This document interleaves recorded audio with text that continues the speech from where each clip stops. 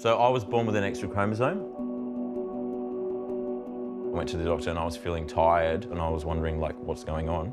Why do I feel like this? Maybe you're depressed, maybe you're overworked. Of course I knew I was different, but did I know it was that? Definitely not. Hey, my name's Seamus. I'm 34 and I have 47XXY.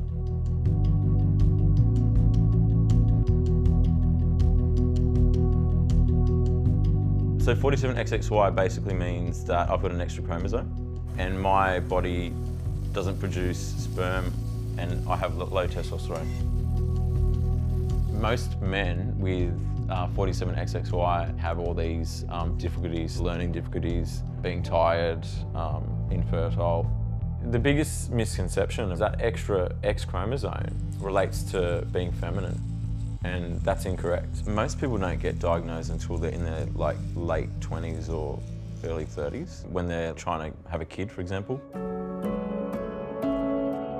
So I knew I had physical differences when I was 23, when I was sexually active and meeting other people, and I knew I looked different.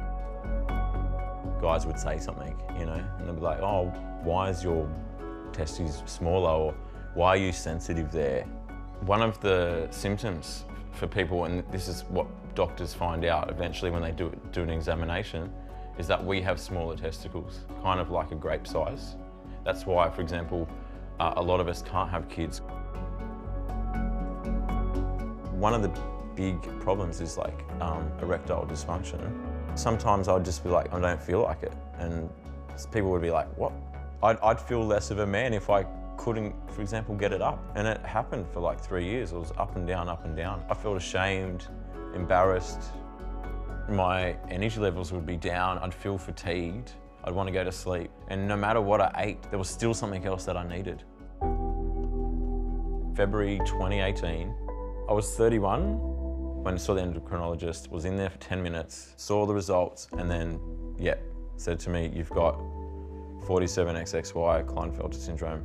That was a big turning point, obviously, because it was a big, I don't know, I felt at that time like someone had died. It was a really hard time, because it was like, now I can't have children. Maybe I've got osteoporosis. When you say syndrome or you were diagnosed, those words are very strong, and you feel like, what, there's something wrong with me? That was very hard. Thank God to my mum, because she was trying to get me out of that hole that I was in. She comes from a medical background.